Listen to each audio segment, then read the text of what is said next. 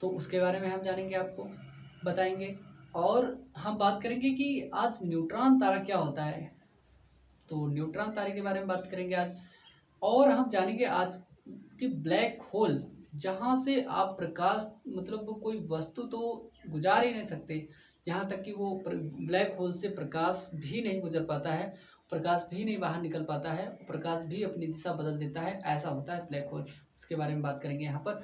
और मैंने आपको बताया था पिछले वीडियो में तारे का जन्म कैसे होता है, तारे का जो निर्माण होता है वो कैसे होता है। मैंने आपको बताया था सबसे पहले वातावरण में धूल है, ठीक है, धूल है, गैसें हैं और कुछ प्रकार के बादल होते हैं। उन बादलों में धीरे धीरे आपस में क्या होता है, संकुचन होता है। संकुचन के होने के बाद में क्या होता है, उसमें आपस में क्या होता है, उसमें आपस में हो जाता है गुरुत्वाकर्षण बल उत्पन्न। गुरुत्वाकर्षण बल जब उत्पन्न होता है तो वो आपस में चीज़ों को अपनी ओर आकर्षित करने लगता है। तो आकर्षित होने के साथ साथ में जो चीज़ें हैं वो बदलने लगती हैं, बदलने के साथ साथ में धीरे धीरे धीरे धीरे उसमें संकुचन होता है और एक दिन महाविस्फोट होता है। महाविस्फोट होने के साथ में और जो लेयर्स होती हैं वो अलग अलग होती हैं, वो धीरे धीरे अपना टूटती रहती हैं। तो मैंने आपको यहाँ पर बताया था कि तारे का जन्म कैसे होता है और तारे के जन्म के बारे में, उसके जीवन काल के बारे में, लंबा छोटा विस्फोट के बारे में भी मैंने आपको उसके बताया था। तो आज हम बात करेंगे तारों के रंग, तापमान और ऊष्मा पर। क्या हम बात करेंगे कि तारों का रंग कैसा होता है, तारे का, किसी भी तारे के रंग पर, रंग, और उसकी बात करेंगे ऊष्मा पर, और बात करेंगे उसके तापमान पर। क्या उसका तापमान, इन तीनों में क्या मतलब क्या संबंध है, तो इस संबंध के बारे में हम जानेंगे और संबंध के विषय में हम लोग जानकारी लेंगे। तो हम बात करते हैं सबसे पहले कि जो तारा है, किसी भी तारे का रंग देख करके क्या आप बता सकते हैं कि वो कौन सा तारा है, तो जी हाँ, बता सकते हैं आप, ठीक है। जो तारे का रंग है, तारे के रंग से, रंग द्वारा आप क्या बता पाएंगे, तारे का, जो तारे का रंग है उसको देख करके आप तारे का तापमान बता सकते हैं। क्या बता पाएंगे आप, तापमान बता सकते हैं। किसी भी तारे का किस प्रकार का रंग है उसको देख करके आप उसका तापमान बता सकते हैं कि लगभग इतने से इतने लेकर के इतना तक है। और तारे द्वारा मुक्त ऊष्मा, क्या, तारे द्वारा मुक्त ऊष्मा,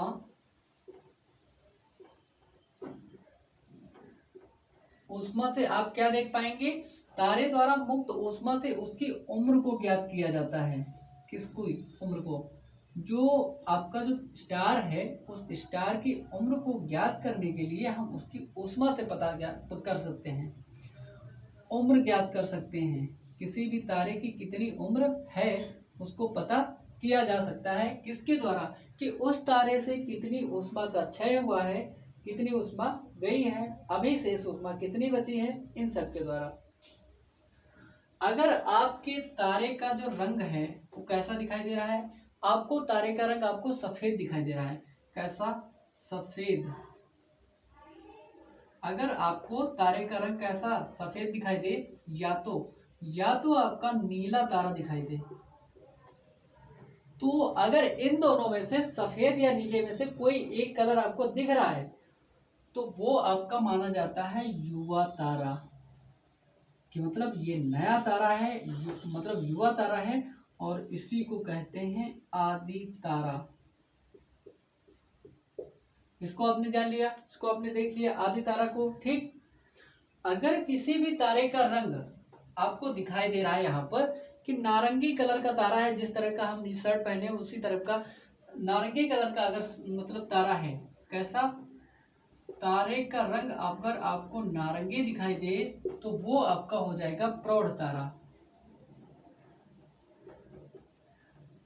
प्रौढ़ तारा, ठीक। अगर आपको अन्य दूसरा कलर दिखाई दे तो कौन सा हो जाएगा, अगर आपको लाल रंग दिखाई दिया तो समझ जाइएगा आप कि ये कौन सा है, बूढ़ा वाला तारा, सॉरी इसको बूढ़ा नहीं लिखिए कि वृद्ध तारा है, इसको हम कहते हैं ओल्ड स्टार। ठीक, तो ये 3 ताराओं के बारे में उनके रंग को देख करके आप ऐसा पता कर सकते हैं कि तारे का रंग कैसा है, और उस रंग के आधार पर उस तारे का जो बता सकते हैं कि वो कौन सा तारा है, किस अवस्थिति में है, उस अपनी किस उम्र में है। ठीक, तो आप बता सकते हैं। ये चीजें आपने नोट कर ली होंगी आशा करूंगा।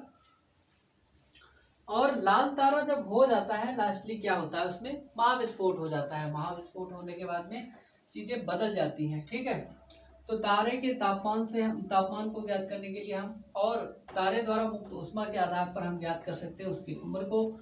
और हम बताए आपको सफेद अगर तारा है, तारे का रंग अगर सफेद आपको दिख रहा है या नीला दिख रहा है, तो आपको युवा तारा देखने को मिलेगा। अगर उसका नारंगी रंग है, तारे का रंग अगर नारंगी है, तो उसको हम देखेंगे कि प्रौढ़ तारा हो गया है। अगर किसी तारे का रंग अगर आपको लाल दिखाई दे रहा है, तो कैसा होगा आपका, वो होगा आपका वृद्ध तारा, मतलब बूढ़ा तारा। लास्टली इसमें होता क्या है, मैंने आपको बताया कि महाविस्फोट होता है, महाविस्फोट। और महाविस्फोट होने के बाद में जो तारा होता है आपका ब्लैक होल में बन जाता है, और ब्लैक होल बनने के बाद में आपका क्या होता है। अब हम इसको मिटा भी देते हैं। यहाँ पर हम बात करते हैं चंद्रशेखर सीमा की। मैंने आपको बताया था कि चंद्रशेखर सीमा कितनी होती है। चंद्रशेखर सीमा की बात करते हैं, और चंद्रशेखर हैं कौन उनकी बात करते हैं। मैं बात करूंगा यहाँ पर चंद्रशेखर सीमा की। तो यहाँ पर देखेंगे आप लोग चंद्रशेखर सीमा, चंद्रशेखर सीमा। मैं बात कर रहा था आपके चंद्रशेखर सीमा से। तो चंद्रशेखर सीमा क्या होती है, देखिए सूर्य का एक वजन है, सूर्य का अपना एक वजन है, मेरा अपना एक वजन है, आपका अपना एक वजन होगा। तो जो सूर्य है आपका ना, इस सूर्य का, इस सन का अपना एक वजन है। कितना वजन है, एक वजन है इसका अलग से। ठीक, इसका अपना एक वजन है। एक व्यक्ति है, एक वजन है। ठीक, जैसे मैं व्यक्ति हूँ अकेला, तो मेरा एक वजन है। आप अकेले बैठे हैं तो आपका एक वजन है। माता पिता, माता का अलग है, पिता का अपना अपना, सबका एक वजन है। तो सूर्य का भी एक वजन है। मैंने बताया कि सूर्य का एक वजन है, लेकिन इसके साथ साथ में उन्होंने कहा कि सूर्य के द्रव्यमान के 1.44 मास ऑफ द सन, मतलब सूर्य के द्रव्यमान के, जो द्रव्यमान है उसका जो भार है, उस द्रव्यमान के 1.44 गुने अगर किसी भी, मतलब जो तारा है उसका द्रव्यमान इतना होता है, तो अगर इससे कम है तो वो ब्लैक होल बनने की संभावना ही नहीं है। वो डॉर्फ स्टार या सफेद स्टार, मतलब व्हाइट स्टार बनकर के समाप्त हो जाएगा। चंद्रशेखर एक वैज्ञानिक है, ज्योग्राफर रहे हैं, खगोल शास्त्री हैं। इन्होंने क्या किया है वो मैं बात करता हूँ। मैं बात करता हूँ चंद्रशेखर की। तो चंद्रशेखर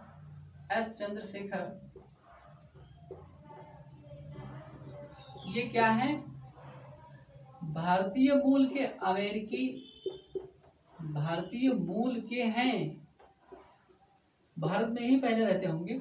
भारतीय मूल के अमेरिकी क्या हैं,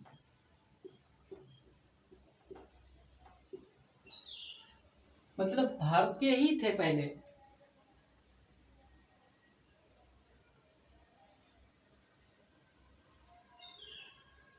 भारतीय मूल के अमेरिकी भौतिक खगोलविद कौन है, भौतिक खगोलविद, मतलब भौतिकी के क्षेत्र में उन्होंने काम किया है।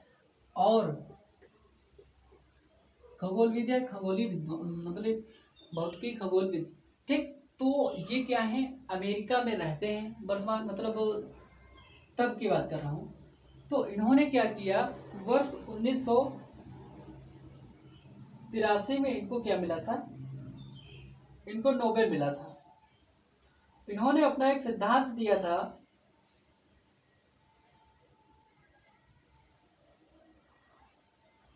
श्वेत वामन तारों के विषय में। श्वेत वामन तारों के विषय में इन्होंने कहा कि जो श्वेत वामन तारे हैं, श्वेत वामन तारे के विषय में इन्होंने एक सिद्धांत दिया था अपना। श्वेत वामन तारे के जीवन पर इन्होंने एक सिद्धांत दिया और उस सिद्धांत के लिए इनको एक वैज्ञानिक है फाउलर, उनके सिद्धांत दिया। ठीक, इन्होंने सिद्धांत ये वाला प्रतिपादित किया, अपना दिया। और इन्हीं को वर्ष 1983 में एक वैज्ञानिक हैं फाउलर, जिनका नाम क्या है, फाउलर के साथ में, इसको छोड़िए, फाउलर के साथ क्या मिला था, नोबेल पुरस्कार मिला। ठीक, इसको आप जानेंगे कि आप इनको मतलब नोबेल पुरस्कार कब मिला था, 1983 में एस चंद्रशेखर जी को नोबेल पुरस्कार मिला। और वो किसके साथ में मिला था, वैज्ञानिक फाउलर के साथ में। या तो आपको पूछा जाएगा कि चंद्रशेखर के साथ में किसको मतलब मिला था नोबेल पुरस्कार, तो आपको मिला था फाउलर को। ठीक, या पूछा जा सकता है चंद्रशेखर ने किस तारे पर अपना रिसर्च किया था, तो श्वेत वामन तारा। ठीक, mass of the sun, mass of the sun, उनके सिद्धांत के अनुसार उन्होंने सिद्धांत क्या दिया था,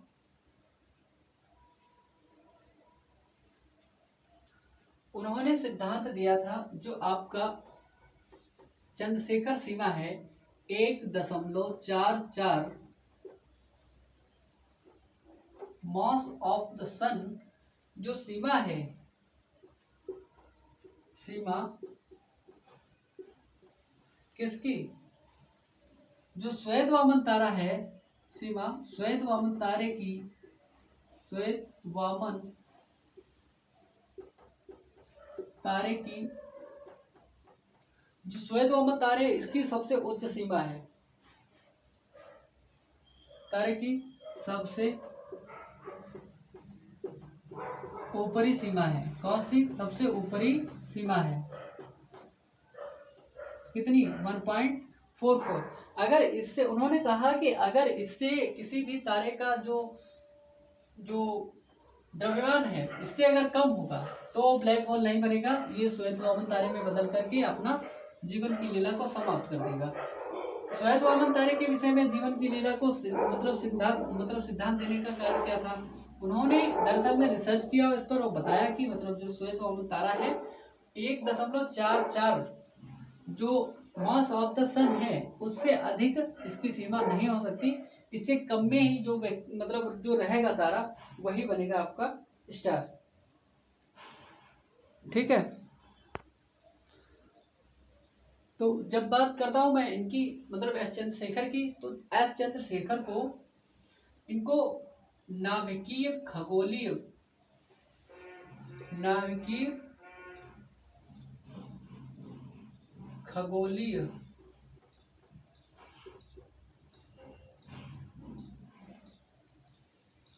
किसके लिए, इनको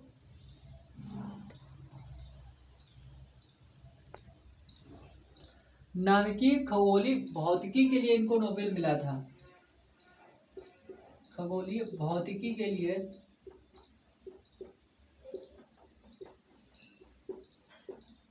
इन्हें नोबेल मिला था, किसको, चंद्रशेखर को।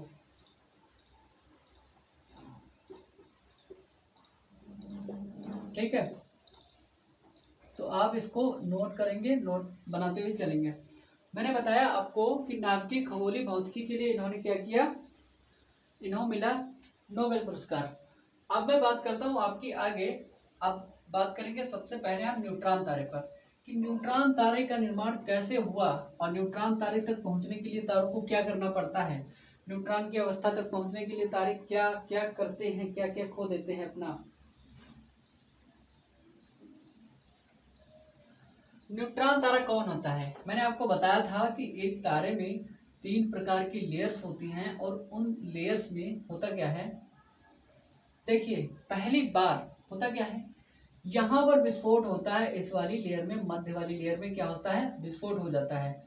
ये वाली लेयर होती है धीरे धीरे अपनी क्या होती है, खुद को समाप्त करके, और इसमें जो गर्मी, इसमें जो इतनी ऊर्जा बची रहती है, ये इसको भी समाप्त कर देती है। इसको समाप्त कर दिया, 2 लेयर्स आपकी हो गई समाप्त। उन 2 लेयर्स को समाप्त करने के बाद में होता क्या है, उन 2 लेयर्स को समाप्त करने के बाद में बचता है आपका केंद्रीय भाग। ये बचा आपका केंद्रीय वाला भाग, अंदर वाला भाग बचा। तो इस अंदर वाले भाग को हम कहते हैं न्यूट्रॉन तारा। न्यूट्रॉन तारा, न्यूट्रॉन तारा, ठीक। तो न्यूट्रॉन स्टार हम इसको बोल दिए। तो ये हो गया आपका अंदर वाला भाग। इसमें जो होती है डेंसिटी इज वेरी हाई, घनत्व इसका ज्यादा होता है, और इसमें एनर्जी फ्लो,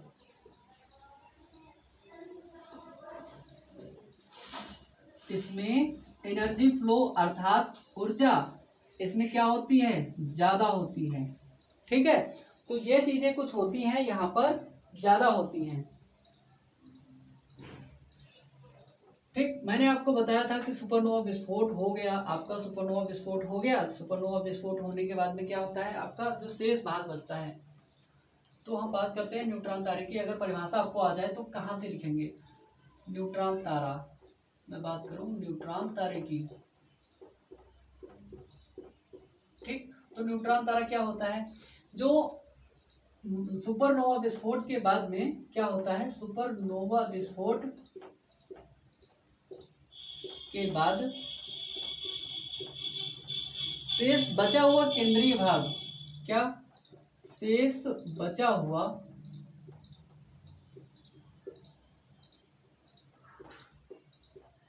केंद्रीय भाग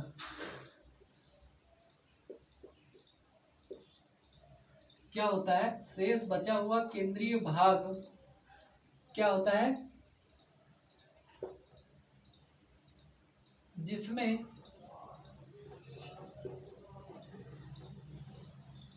क्या होता है, घनत्व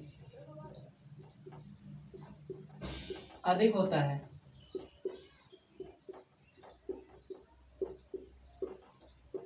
इसमें क्या होता है, घनत्व होता है जो अधिक होता है।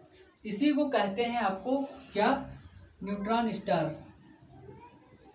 इसी को कहते हैं न्यूट्रॉन तारा, ठीक। इसी को कहते हैं हम लोग न्यूट्रॉन तारा। जो सुपरनोवा विस्फोट के बाद में केंद्रीय, मैंने आपको बताया कि जो उसकी 2 लेयर्स होती है वो समाप्त हो जाती है। उनको समाप्त करने के बाद में जो शेष बचा हुआ भाग होता है वो क्या कहलाता है, आपका न्यूट्रॉन तारे के रूप में आपको दिखाई देता है। ये जो न्यूट्रॉन तारा होता है, ये रेडियो तरंगे जो होता है, रेडियो वेव, क्या होता है आपको, रेडियो जो तरंगे होती हैं, इन रेडियो तरंगों को ये अधिक मात्रा में, तरंगों को अधिक मात्रा में क्या करता है, उत्सर्जित करता है। अधिक मात्रा में उत्सर्जित करता है, मतलब यहाँ से रेडियो तरंगे जो होती हैं अधिक मात्रा में निकलती हैं। किससे, आपके न्यूट्रॉन तारे से जो तरंगे होती हैं, रेडियो वेव अधिक मात्रा में निकलती हैं। जो आपका होता है न्यूट्रॉन तारा, न्यूट्रॉन तारे को हम कहते हैं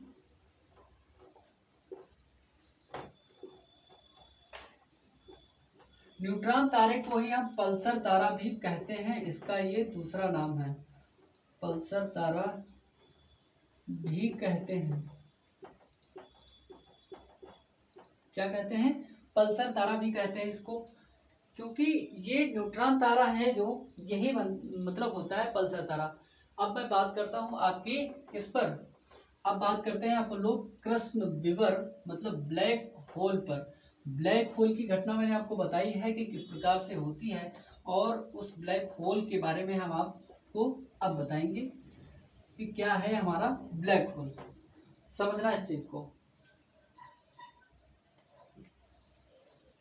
देखिए ब्लैक होल होता क्या है, मैं बात कर रहा हूं आपके ब्लैक होल की।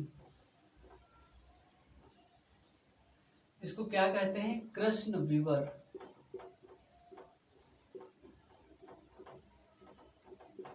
मैं बात कर रहा हूँ आपके ब्लैक होल कृष्ण बीबर की।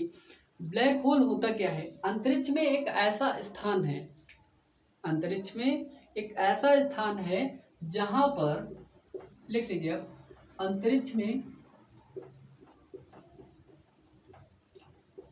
में एक ऐसा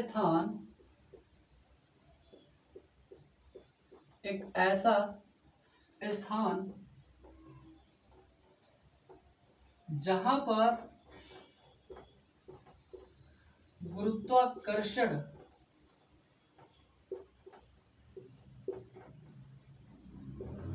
की मात्रा, जो गुरुत्वाकर्षण की मात्रा है ना, इतना अधिक है,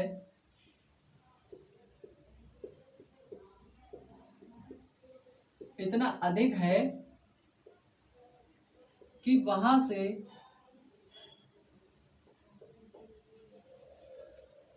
ना तो कोई वस्तु, ना कोई वस्तु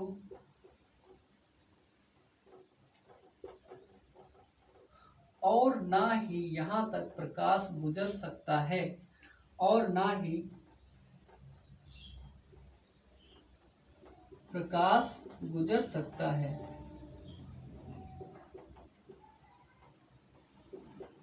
ये होता है ब्लैक होल। ठीक है, तो ब्लैक होल आपने जान लिया क्या होता है। ब्लैक होल आपको पता चल गया। यहाँ पर जो अंतरिक्ष होता है आपका, पृथ्वी से 100 किलोमीटर या 61 मील की ऊंचाई पर आपके जो होता है, तो ये क्या होता है? अंतरिक्ष होता है। इसके ऊपरी वाला भाग जो होता है अंतरिक्ष होता है। और अंतरिक्ष में ही, उसी अंतरिक्ष में एक ऐसा क्षेत्र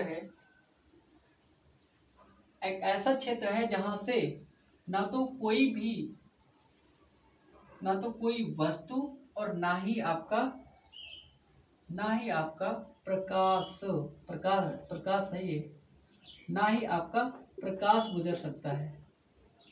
ठीक, और इसमें से ना तो कोई वस्तु गुजर पाएगी, ना तो आपका प्रकाश गुजर पाता है, क्योंकि यहाँ पर गुरुत्वाकर्षण की मात्रा इतनी अधिक होती है कि वो इसको गुजरने नहीं देता है और जाने नहीं देता है, बीच में ही अपने आप में रोक लेता है। अब देखिए, ब्लैक होल जो है आपका, ब्लैक होल को, जो ब्लैक होल है ना, ब्लैक होल को दूरबीन से भी देखा नहीं जा सकता, दूरबीन से भी देखा नहीं जा सकता। बताइए, इतना कठिन है, देखा नहीं जा सकता। ठीक, तो ये भी आपका हो गया कि इसको, ब्लैक होल को दूरबीन से भी देखा नहीं जा सकता है।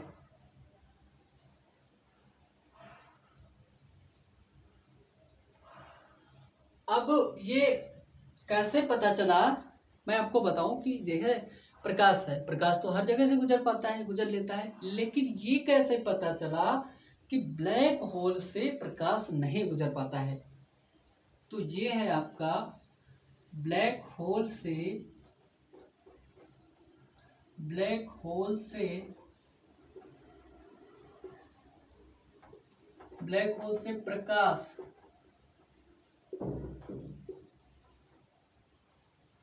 प्रकाश का परीक्षण, प्रकाश ना गुजर पाने का परीक्षण,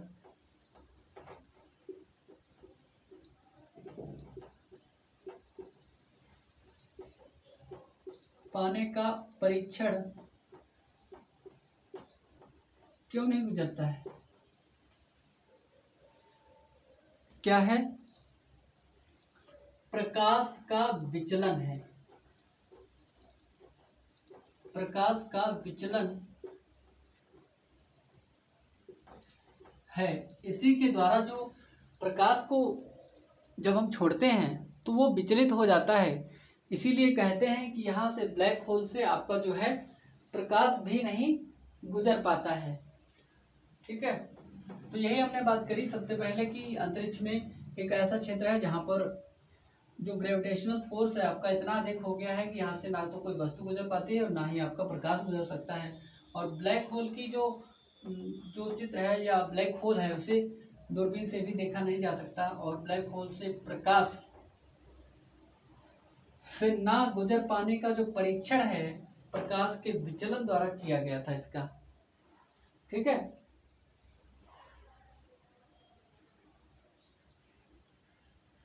जो आपका ब्लैक होल की पुष्टि की गई थी, मतलब इसके मतलब जो प्रकाश है आपका, जो लाइट है, वो प्रकाश के विचलन द्वारा किया गया था। ठीक,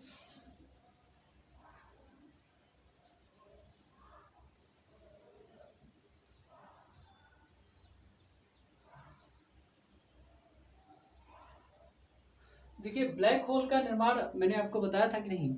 ब्लैक होल का निर्माण होता है कैसे, जब बहुत सारी चीजें एक में ही संकेंद्रित होने लगे, और संकेंद्रित होने के बाद में उसमें हो जाता है महाविस्फोट, और महाविस्फोट होने के बाद में क्या होता है आपका, बन जाता है आपका ब्लैक होल।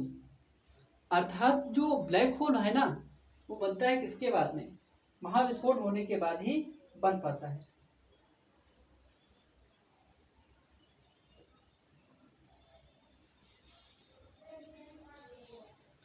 एक बात मैंने आपको और बताई थी कि जो तारे होते हैं, मैं बताया था आपको, यदि किसी तारे का द्रव्यमान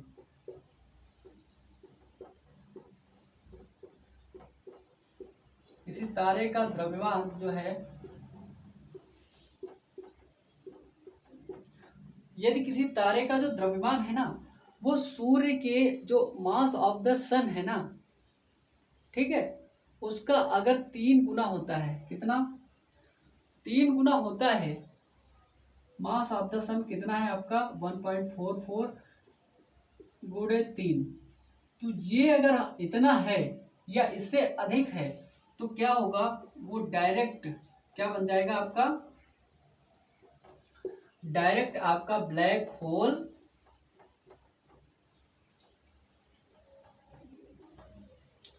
बन जाएगा।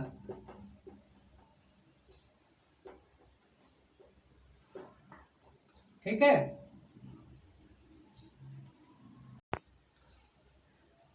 मैंने आपको बताया कि अगर किसी भी तारे का जो मास ऑफ द सन है, इसका जो द्रव्यमान है, तो इतने 1.44 मास ऑफ द सन के 3 गुने के अधिक होगा या 3 गुना होगा, तो डायरेक्ट क्या बन जाएगा, ब्लैक होल बन जाएगा।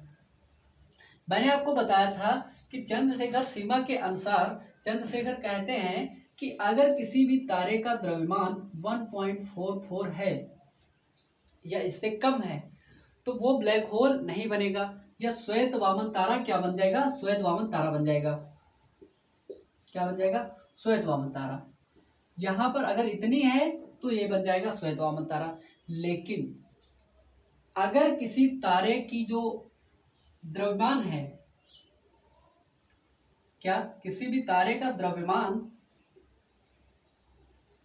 कितना है, 1.44 से प्लस है, अधिक है, लेकिन 1.44 से लेकर गुणे 3 से क्या है, कम है,